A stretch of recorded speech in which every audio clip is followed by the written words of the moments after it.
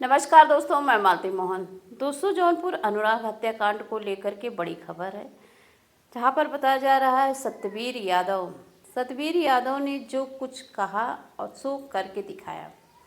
अनुराग परिवार में एक खुशी की लहर है। सबसे बड़ी बात यह है कि 1 साल बीत चुके। पिछली दीपावली भी उनके परिवार वाले नहीं मना पाए, क्योंकि दीपावली के एक दिन पहले ही अनुराग को निर्मम हत्या कर दी गई। अब की बार भी दीपावली नहीं मनाए उनके परिवार वालों ने।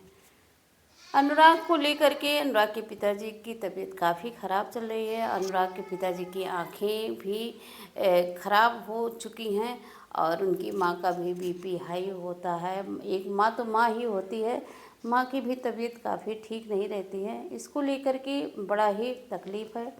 और दोस्तों, बात कही जाए तो अनुराग के ग्राम प्रधान वीरेंद्र यादव ने जिस प्रकार शुरू से लास्ट तक अनुराग परिवार के साथ खड़े रहे, अहम भूमिका उनकी है। जैसे कि शुरू से उन्होंने जो दृश्य वहाँ का देखा, जो तत्काल वहाँ पर उन्होंने अनुराग का सर धड़ से अलग हुआ और ग्राम प्रधान अपने हाथ में लिए, उस दृश्य को देख करके ऐसे कृत्य लालता का बेटा रमेश ने किया, उस दृश्य को देख करके सबके रोंगटे खड़े हो गए।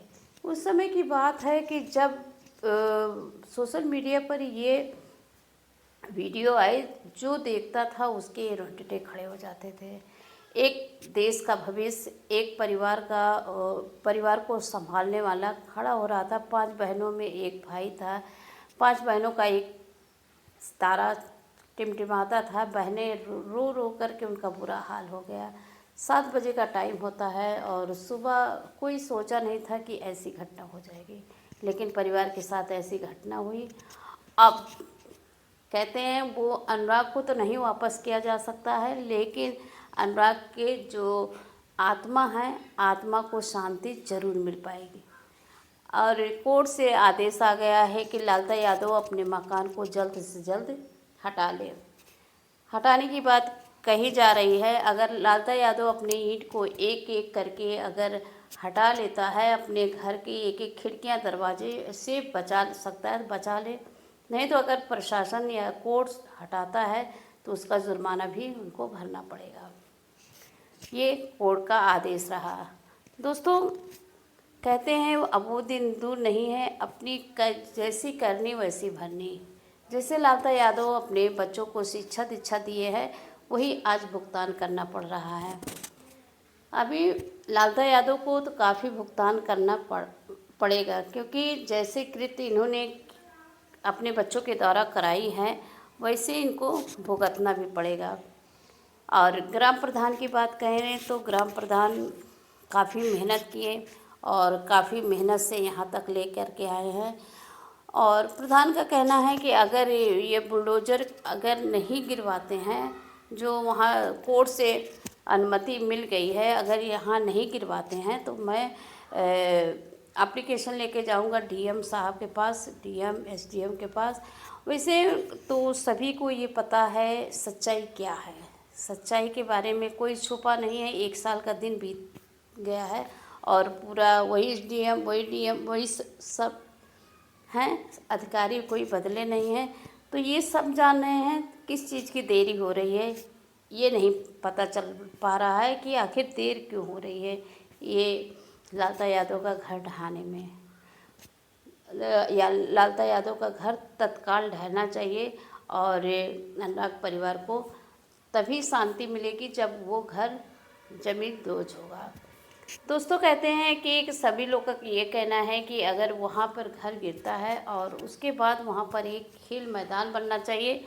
खेल मैदान के बाद वहाँ पर अनुराग की प्रतिमा लगनी चाहिए, जिससे परिवार वालों को ये लगे कि मेरा अनुराग तो नहीं रहा, लेकिन जो इस कृत्य को किया है उसको यही सज़ा मिलेगी, यही सज़ा मिलेगी। अगला करने के लिए तैयार नहीं होगा।